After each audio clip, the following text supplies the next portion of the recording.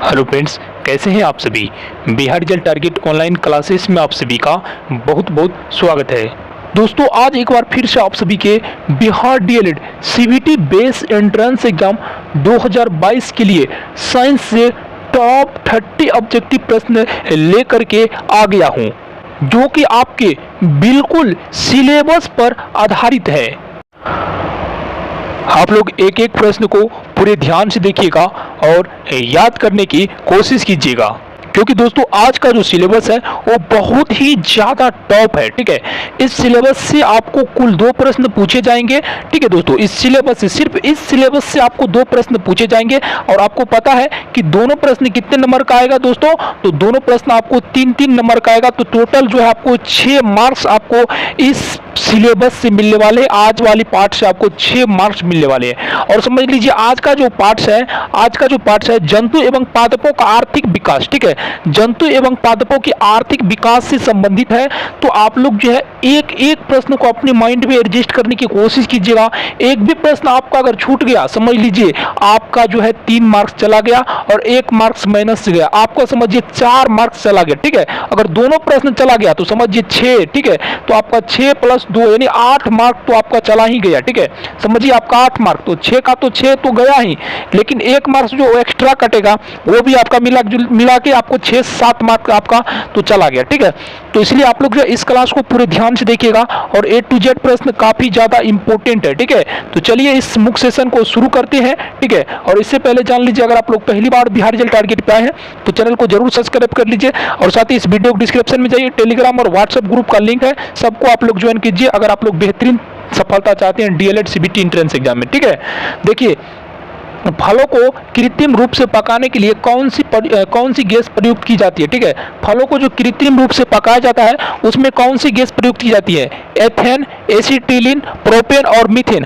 आप लोग बताइए, फल को जो हम लोग कृत्रिम यानी हम लोग जो है अपने हाथ से जो जिस फल को हम लोग पकाते हैं उसमें हम लोग किस गैस का उपयोग करते हैं। आप लोग बताइए, आप सभी के सामने 4 ऑप्शन है। आप लोग जो है जो सही ऑप्शन है वो आप लोग कमेंट्स में जरूर कीजिए। ठीक है दोस्तों, लेकिन जो नहीं जानते हैं अभी ही याद कर लीजिए, टॉप लेवल का ये प्रश्न है। ठीक है, टॉप लेवल का प्रश्न है। ठीक है, और देखिए फल को जो कृत्रिम रूप से पकाए जाते हैं कच्चे फल को, उसमें जो दोस्तों एसिटिलीन, ठीक है, एसिटिलीन जो यहाँ पे ऑप्शन नंबर आप लोग बी में देख रहे हैं, एसिटिलीन का उपयोग किया जाता है कच्चे फल को कृत्रिम रूप से पकाने के लिए।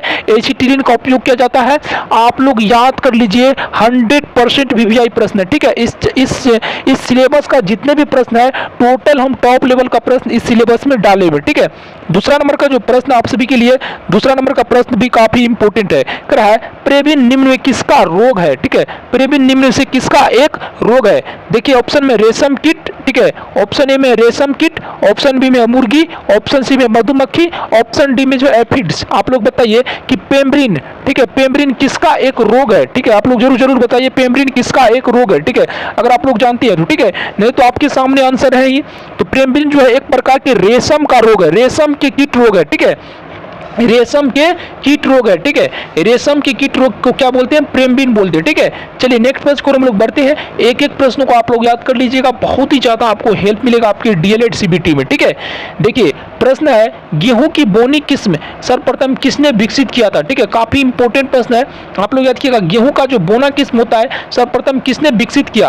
ऑप्शन ए में है एस स्वामीनाथन, ऑप्शन बी में है नॉर्मन ई बोरलोग। ठीक है, Norman E Borlaug. Option B C में है दोस्तों, ऑप्शन सी में आप सभी के सामने बेबी लोग, और ऑप्शन डी में है इनमें से कोई नहीं। आप लोग बताइए गेहूं की जो बोनी किस्म है उसको सर्वप्रथम किसने विकसित किया। तो आप लोग याद रखिएगा, गेहूं का जो बोना किस्म होता है उसको सर्वप्रथम जो दोस्तों नॉर्मन ई बोरलोग ने विकसित किया था। ऑप्शन नंबर सी यहाँ पे बिल्कुल राइट हो जाएगा। आपको पूछेगा कि गेहूं की बोने किस्म को सर्वप्रथम किसने विकसित किया था, तो आप लोग याद रखिएगा नॉर्मन ई बोरलोग ने सर्वप्रथम इसको विकसित किया था। ठीक है, नेक्स्ट प्रश्न है 4 नंबर का, काफी इंपॉर्टेंट प्रश्न आप लोग देख सकते हैं। नाइट्रोजन यौगिकरण में निम्न में निम्न में से कौन सी फसल सहायक है? ठीक है, कह रहा है नाइट्रोजन के यौगिकरण में निम्न में से कौन सी फसल सहायक है?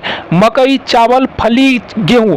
देखिए बहुत इंपॉर्टेंट प्रश्न है दोस्तों, 100% इस पीडीएफ का जितने भी प्रश्न है 100% इंपॉर्टेंट है। अगर आप में से किसी भी स्टूडेंट को ये पीडीएफ चाहिए जो अभी तक नहीं लिए हैं पीडीएफ हमारे Bihar DElEd CBT entrance exam 2022 के लिए, समझ लीजिए आपको यहाँ से आपको 1000% हम सफलता की गारंटी लेंगे, क्योंकि मेरा जो प्रश्न एडजस्ट है वो 100% वीवीआई प्रश्न है। ठीक है, 100% वीवीआई प्रश्न एडजस्ट किए हुए हम पीडीएफ में। ठीक है, तो आप लोग याद रखिएगा नाइट्रोजन यौगिकरण में निम्न कौन सी फसल सहायक है? तो फली है। ठीक है, आप लोग याद रखिएगा यहाँ पे जो ऑप्शन आप लोग सी देख रहे हैं ये फली सहायक है। ठीक है, ऑप्शन नंबर सी सहायक है, आप लोग याद रखिएगा। ठीक है, चलिए नेक्स्ट प्रश्न आप सभी का 5 नंबर का काफी इंपॉर्टेंट प्रश्न है। कह रहा डीडीटी के व्यावसायिक उत्पादन में कच्चे माल उपयोग किए जाते हैं वे हैं। ठीक है, कह रहा डीडीटी के व्यावसायिक उत्पादन में जो कच्चे माल उपयोग किए जाते हैं वे कौन है? ठीक है, वे है। ठीक है, ऑप्शन है क्लोरोबेंजीन, फ्लोरो, ठीक है, क्लोरोफॉर्म, क्लोरोबेंजीन व क्लोरोफॉर्म। ऑप्शन बी में है दोस्तों क्लोरोबेंजीन व क्लोरोमीथेन। ठीक है, क्लोरोबेंजीन और क्लोरोमीथेन ऑप्शन बी है। ऑप्शन सी में है दोस्तों क्लोरोबेंजीन व क्लोरोल। ठीक है, क्लोरोल। ठीक है, ऑप्शन नंबर सी है। और ऑप्शन डी में दोस्तों, ऑप्शन डी में आप सभी के लिए क्लोरोबेंजीन व बीएचसी। ठीक है, बीएचसी। लेकिन आप लोग याद रखिएगा आपको जैसे ही पूछेगा डीडीटी के, ठीक है, डीडीटी के व्यावसायिक उत्पादन में जो कच्चे माल के रूप में उपयोग किया जाता है उसको हम लोग बोलते हैं दोस्तों क्लोरोबेंजीन व क्लोरोल। ठीक है, ऑप्शन नंबर यहाँ पे सी बिल्कुल राइट हो जाएगा, क्लोरोबेंजीन व क्लोरोल। ठीक है, आंसर भी आपके सेट में बिल्कुल फिक्स है, आपको किसी प्रकार की प्रॉब्लम नहीं होगा। ठीक है, चलिए अब हम लोग नेक्स्ट प्रश्न की ओर बढ़ते हैं। नेक्स्ट प्रश्न में काफी इंपॉर्टेंट है प्रश्न, आप लोग देख सकते हैं। एक क्षैतिज विकसित मोटा, ठीक है, एक क्षैतिज विकसित मोटा गुदेदार शीर्ष, गुदेदार जिसमें शुष्क छिलकेदार पत्तियां शीर्षस्थ कलिका उपस्थित मूल हो वो क्या कहलाता है? काफी इंपॉर्टेंट प्रश्न है, इस प्रश्न को आप लोग जरूर याद कर लीजिएगा। प्रश्न बोल रहा है कि एक क्षैतिज, ठीक है, एक क्षैतिज विकसित मोटा गुदेदार जिसमें शुष्क छिलकेदार पत्तियां शीर्षस्थ कलिका उपस्थित, ठीक है, उपस्थित मूल हो क्या कहलाता है? ठीक है, यहाँ पे देखिए 4 ऑप्शन है, बल्ब है, कार्म है, ट्यूब है और राइजोम है। तो आप लोग याद रखिएगा उसको हम लोग राइजोम बोलते हैं। ठीक है, उसको हम लोग क्या बोलते हैं? राइजोम बोलते हैं। ऑप्शन नंबर डी बिल्कुल राइट हो जाएगा, आप लोग याद रखिएगा। और इस प्रश्न को आप लोग स्क्रीनशॉट ले लीजिए, आप लोग लिख लीजिएगा। ठीक है, चलिए नेक्स्ट प्रश्न को हम लोग बढ़ते हैं। नेक्स्ट प्रश्न भी काफी इंपॉर्टेंट है। कह रहा एक गहरे रंग के रवाहीन पदार्थ जो कि सूक्ष्म जैविक क्रिया के लिए उच्च प्रतिरोधी होता है। ठीक है, कह रहा एक गहरे रंग के रवाहीन पदार्थ जो कि सूक्ष्म जैविक क्रिया के लिए उच्च प्रतिरोधी होता है और इसका अपघटन बहुत धीमी गति से चलता है। ठीक है, क्या कहलाता है? देखिए आपको ये प्रश्न पूछ सकता है और ऐसे ही प्रश्न आपको डीएलएड सीबीटी में पूछे जाएंगे। हो सकता है तो यही प्रश्न आपको पूछेगा। ठीक है, क्योंकि 3 नंबर का जो प्रश्न देगा और वो वैकल्पिक प्रश्न, तो उसमें ऐसे ही प्रश्न पूछे जाएंगे। आपको शॉर्ट प्रश्न ज्यादा नहीं रहेगा। जो सब इस तरह का प्रश्न है आप लोग ऐसे ही प्रश्न को याद कर लिया। आपको पूछ सकता है आपकी एंट्रेंस एग्जाम की, एक गहरे रंग के रवाहीन पदार्थ जो कि सूक्ष्म जैविक क्रिया के लिए उच्च प्रतिरोधी होता है और इसका अपघटन बहुत धीमी गति से चलता है, क्या कहलाता है? तो ऑप्शन में आपको रहेगा निक्षालिकत, ठीक है, निक्षालितल। ऑप्शन बी में है अपर्ध, ठीक है, ऑप्शन सी में ह्यूमस और ऑप्शन डी में अपघटक। तो आप लोग याद रखिएगा इस प्रश्न का जो राइट आंसर होगा वो होगा ह्यूमस। ठीक है, इसका जो राइट आंसर होगा वो ह्यूमस होगा। चलिए नेक्स्ट प्रश्न को हम लोग बढ़ते हैं। नेक्स्ट प्रश्न देखिए काफी इंपॉर्टेंट आप सभी के डीएलएड सीबीटी के लिए। कह रहा निम्नलिखित में से कौन एक तिलहनी फसल है? ठीक है, निम्नलिखित में से कौन एक तिलहनी फसल है? गुलाब, सूर्यमुखी, कमल और गेंदा। आपको ऐसे ही ऑप्शन देगा, लेकिन आपको याद रखा है कि जो सूरजमुखी है उसको हम लोग जो है एक तिलहनी फसल मानते हैं। ऑप्शन नंबर बी यहाँ पे करेक्ट हो जाएगा। ठीक है, नेक्स्ट प्रश्न आपसे का मोलस्का की किस प्रजाति से व्यावसायिक मोती प्राप्त किया जाता है? ठीक है, कह रहा मोलस्का की किस प्रजाति से व्यावसायिक मोती प्राप्त किया जाता है? ठीक है, ऑप्शन में है डोरिस और हेलिक्स, पेनेक्टिडा, ठीक है, पेनेक्टिडा। और ऑप्शन डी में है ऑक्टोपस। ठीक है, ऑप्शन डी में है ऑक्टोपस।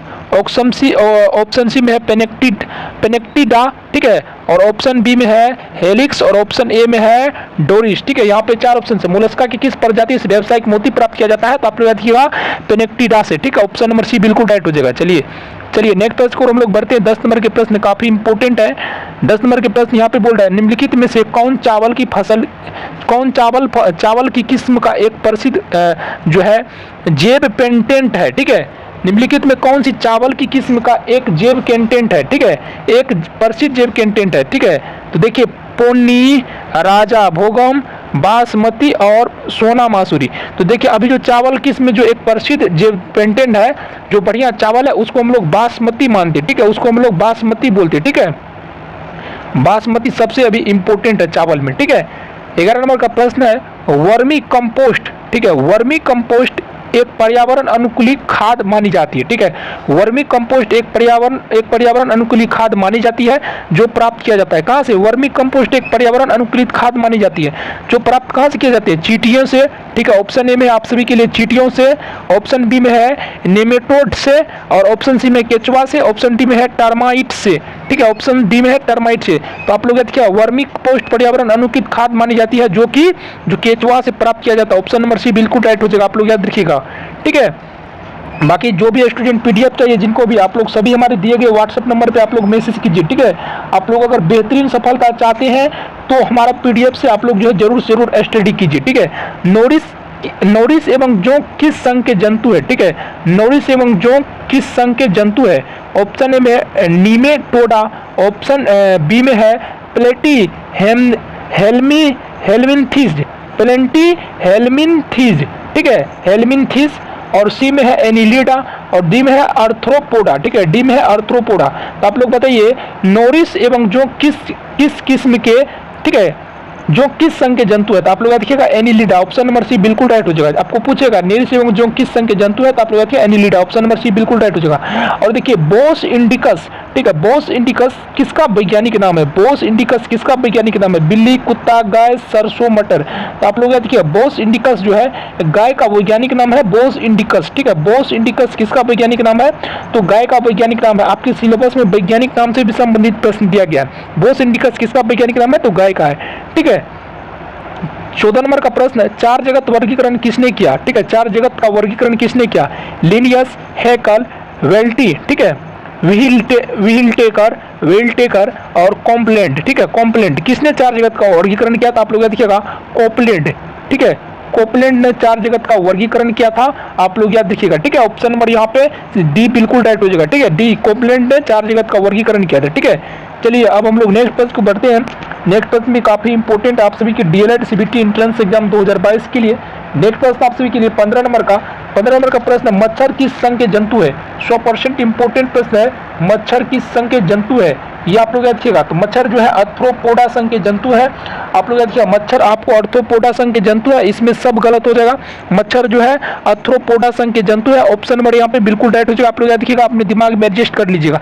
मच्छर जो कौन संघ के जंतु है? आर्थ्रोपोडा संघ के जंतु है। और देखिए अब नेक्स्ट जो प्रश्न है आप सभी के 16 नंबर का प्रश्न जो है प्लेटी हेमली, ठीक है, प्लेटी हेमलिनथीज, ठीक है, प्लेटी हेमलिनथीज संघ के जंतु में कौन सी विशेषता, ठीक है, कौन सी विशेषता का कथन असत्य है? ठीक है, प्लेटी हेलमिनथीज संघ के जंतु में कौन सी विशेषता का कथन असत्य है, यानी गलत है? तो देखिए आपको पूछेगा तो आपको याद रखना है कि ये देह गुहा उपस्थित रहता है। ठीक है, देह गुहा उपस्थित रहता है इसमें। ठीक है, ये कथन असत्य है। ठीक है, ये कथन असत्य है, आप लोग याद रखिएगा। चलिए हम लोग नेक्स्ट प्रश्न की ओर हम लोग बढ़ते हैं। नेक्स्ट प्रश्न भी काफी इंपॉर्टेंट है, आपको एक ही शब्द में टोटल प्रश्न को आप लोग याद करना है। एक भी प्रश्न को आपको डीएलएड में मिस्टेक नहीं करना है। और आप लोग अगर बेहतरीन सफलता चाहते हैं तो हमारे सभी प्रश्नों को आप लोग याद रखिए। ठीक है, ओराइजा सटाइवा किसका वैज्ञानिक नाम है? ठीक है, काफी इंपॉर्टेंट प्रश्न है। ओराइजा सटाइवा किसका वैज्ञानिक नाम है? तो मटर, गेहूं, सरसों, तो इनमें से कोई नहीं। इसका राइट आंसर हो जाएगा इनमें से कोई नहीं। ओराइजा सटाइवा किसका वैज्ञानिक नाम है? इनमें से कोई नहीं हो जाएगा। ठीक है, और देखिए थैलोफाइटा एवं ब्रायोफाइटा किस जगत के वर्ग है? किस जगत के वर्ग है? थैलोफाइटा एवं ब्रायोफाइटा किस जगत के वर्ग है? तो आप लोग याद रखिएगा मेनोडा जगत, जंतु जगत, प्रोटेस्टा और पादप जगत। तो देखिए थैलोफाइटा एवं ब्रायोफाइटा किस जगत के वर्ग है? तो ये पादप जगत के वर्ग है। ठीक है, ये क्या है? ये पादप जगत के वर्ग है। आप लोग देखिएगा थाइलोफाइटा ब्रायोफाइटा किस जगत के वर्ग है, तो पादप जगत के वर्ग है। आपको ये सिलेबस में दिया गया है, ठीक है। 19 नंबर का प्रश्न है, काफी इंपोर्टेंट है। माइकोलॉजी के अंतर्गत किसका अध्ययन किया जाता है, ठीक है। माइकोलॉजी के अंतर्गत किसका अध्ययन किया जाता है, तो आप लोग देखिएगा माइकोलॉजी के अंतर्गत जो दोस्तों कवक का अध्ययन किया जाता है, ठीक है। माइकोलॉजी के अंतर्गत किसका अध्ययन किया जाता है, कवक का अध्ययन किया जाता है। आप अपने दिमाग में रजिस्टर कर लीजिए इस प्रश्न को, माइकोलॉजी के अंतर्गत किसका अध्ययन किया जाता है, तो कवक का अध्ययन किया जाता है, ठीक है। नेक्स्ट प्रश्न आपसे भी कहा, जीवाणु नीली हरी शैवाल किस जगत में सम्मिलित है, ठीक है। ये जो ऑप्शन जो आपसे ये 20 नंबर का जो प्रश्न काफी इंपोर्टेंट है, जीवाणु नीली हरित शैवाल जो है किस जगत में सम्मिलित है, तो ये जो है मोनेरा जगत में सम्मिलित है। आप लोग याद रखिएगा, ये ऑप्शन आपको ज़्यादा देने से फायदा है नहीं। अभी तो आप सभी का ऑप्शन हम क्यूज तो करवा नहीं रहे, आप लोगों को हम प्रश्न बता रहे हैं, सेट बाय सेट आप सभी का हम क्लास ले रहे हैं, ठीक है। आपका क्लास सेट बाय सेट हम ले रहे हैं, ठीक है। तो देखिए पादपों, देखिए तो ये जीवाणु नीली हरी शैवाल किस जगत से सम्मिलित है, तो ये मोनेरा जगत से संबंधित है। ऑप्शन नंबर डी यहाँ पे राइट हो जाएगा, ठीक है। चलिए नेक्स्ट पेज को हम लोग आपको ले चलते हैं। 21 नंबर का प्रश्न जो है, पादप में जाइलम उत्तक किसके लिए उत्तरदायी है, तो आप सभी को याद रखिएगा, पादप में जो जाइलम उत्तक है वो जल के वहन के लिए उत्तरदायी है, और फ्लोएम जो है वो भोजन के लिए, ठीक है। पादप के विभिन्न भागों में जो है भोजन का जो है परिवहन कौन करता है, तो फ्लोएम करता है, ठीक है। फ्लोएम भोजन का परिवहन करता है और जाइलम जल का परिवहन करता है, ठीक है। चलिए नेक्स्ट प्रश्न आप सभी का, चलिए नेक्स्ट प्रश्न को हम लोग बढ़ते हैं, ठीक है। नेक्स्ट प्रश्न की ओर हम लोग बढ़ते हैं। 22 नंबर का प्रश्न है, काफी इंपोर्टेंट प्रश्न है। वर्णाभविरिंत होता है, ठीक है। वर्णाभविरिंत होता है, प्रतिरूपांतर, कंटक रूपांतर, वर्णविरित हरी व चपटी, ठीक है। वर्णविरित हरी व चपटी, देखिए 22 वर्णाभविरिंत होता है तो कैसा, तो देखिए वर्णविरित और हरी चपटी होता है, या देखिएगा ऑप्शन सी बिल्कुल राइट हो जाएगा। आपको पूछ सकता है वर्णाभविरिंत कैसा होता है, तो आप लोग देखिए वर्णविरित व हरी चपटी, ठीक है। 23 नंबर का प्रश्न है, काफी इंपोर्टेंट प्रश्न है, ठीक है। और ये जो है प्रचलित प्रश्न है, कई बार पूछे गए, ठीक है। जीवाणु शिजला से रोग होता है, ठीक है। जीवाणु शिजला से रोग होता है, यौन रोग तो होता नहीं, दस्त, क्षय रोग और कुष्ठ रोग। तो आप लोग याद रखिएगा, जीवाणु शिजला से जो रोग होता है तो दस्त रोग होता है, ठीक है। दस्त रोग होता है, ठीक है। चलिए हम लोग 24 नंबर के प्रश्न की ओर बढ़ते हैं। एक एक प्रश्न को आप लोग याद कर लीजिएगा। नील हरित शैवाल जो एकल कोशिका प्रोटीन SCP, ठीक है, एकल कोशिका प्रोटीन SCP की तरह उपयोग किया जाता है, उसको क्या बोलते हैं, ठीक है। उपयोग की तरह उपयोग किया जाता है, ठीक है। कोशिका प्रोटीन की तरह, ठीक है, उपयोग किया जाता है तो उसको क्या बोलते हैं, ठीक है। तो देखिए दोस्तों, इसको एस्पाइरुलाइना बोलते हैं, ठीक है। इसको हम लोग एस्पाइरुलाइना बोलते हैं। नील हरित शैवाल जो एकल कोशिका, ठीक है, जो एकल कोशिका प्रोटीन SPC की तरह, आपको पूछ सकता है नील हरित शैवाल जो एकल SPC भी आपको रह सकता है कोशिका प्रोटीन की तरह, ठीक है। SPC, ठीक है, SPC की तरह उपयोग किया जाता है, उसको क्या बोला जाता है, तो आपको याद रखना एस्पाइरुलाइना बोला जाता है, ठीक है। ऑप्शन नंबर यहाँ पे ए बिल्कुल राइट हो जाएगा। चलिए नेक्स्ट प्रश्न को हम लोग बढ़ते हैं। नेक्स्ट प्रश्न है, प्रकाश संश्लेषण में प्रकाश की अभिक्रिया होती है, ठीक है। एस्ट्रोमा में, ग्रेना में, कोशिका द्रव में, प्लाज्मा झिल्ली में।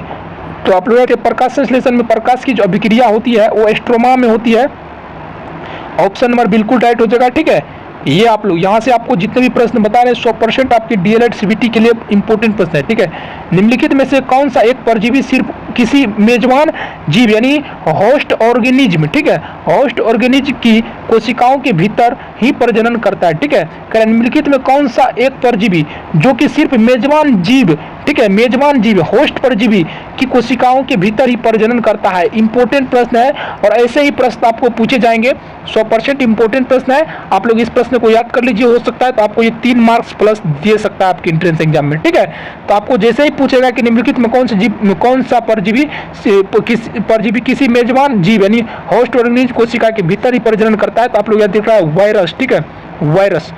चलिए नेक्स्ट प्रश्न को हम लोग बढ़ते हैं। नेक्स्ट प्रश्न में काफी इंपोर्टेंट है प्रश्न है, पौधे की बीमारी साइट्रस केकर, ठीक है। पौधे की बीमारी जो होता है साइट्रस किसके कारण होता है, ठीक है। पौधे में जो बीमारी होता है साइट्रस केकर, वो किसके कारण होता है, वायरस, कवक, अमीबा, जीवाणु, तो वो होता है जीवाणु के कारण। आप लोग याद रखिएगा, पौधे में जो साइट्रस केकर होता है वो जीवाणु के कारण होता है। चलिए हम लोग नेक्स्ट प्रश्न की ओर हम लोग बढ़ते हैं। नेक्स्ट प्रश्न भी काफी इंपोर्टेंट है, ठीक है। 28 नंबर का प्रश्न है। 28 नंबर का प्रश्न देख सकते हैं, पौधे जो कड़ी सर्दी में भी जीवित रहते हैं, वह पौधे जो कड़ी सर्दी में भी जीवित रहते हैं तथा उनमें प्रति वर्ष दोबारा लगाने की आवश्यकता नहीं हो पड़ती है। ठीक है, उन्हें प्रति वर्ष दोबारा लगाने की आवश्यकता नहीं पड़ती, यानी प्रत्येक वर्ष वो उस पौधे को हमको दोबारा नहीं लगाना पड़ता है। उनको क्या बोलते हैं?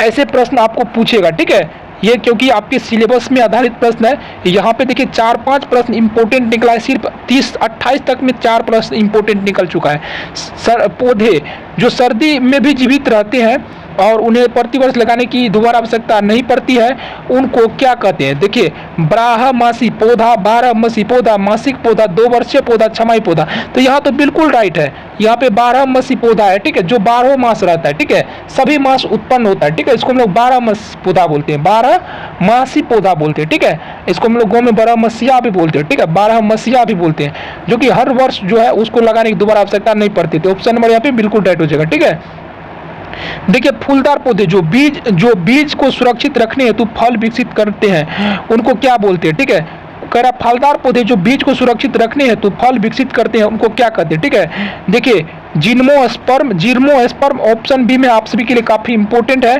ठीक है, एंजियोस्पर्म और जीनोस्पर्म और एग्रोस्पर्म। ठीक है, तो आप लोग याद रखिएगा, आपको जैसे ये प्रश्न पूछेगा जो फूलदार पौधे जो बीज को सुरक्षित रखने हेतु फल विकसित करते हैं, उनको क्या बोलते हैं? तो आप लोग याद रखिएगा, यहाँ पे ऑप्शन नंबर जो बी है बिल्कुल राइट है, एंजियोस्पर्म उसको बोलते हैं। ठीक है, एंजियोस्पर्म उसको बोलते हैं, याद रखिएगा आप लोग। ठीक है, 30 नंबर का जो लास्ट प्रश्न है वो आप लोग देखिए, निम्नलिखित में कौन सा जीव द्विकोष्ठीय हृदय वाला होता है? तो देखिए मछली में जो द्विकोष्ठ का हृदय होता है, या देखिए, तो देखिए आपको जितने भी प्रश्न बताएं A to Z इंपोर्टेंट प्रश्न है। आप लोग को ऐसा प्रश्न किसी भी क्लास में अभी नहीं बताया जाएगा जो कि DLED CBT की तैयारी कराते हैं। तो अगर आप लोग पहली बार बिहार टारगेट चैनल को जरूर सब्सक्राइब कर लीजिए।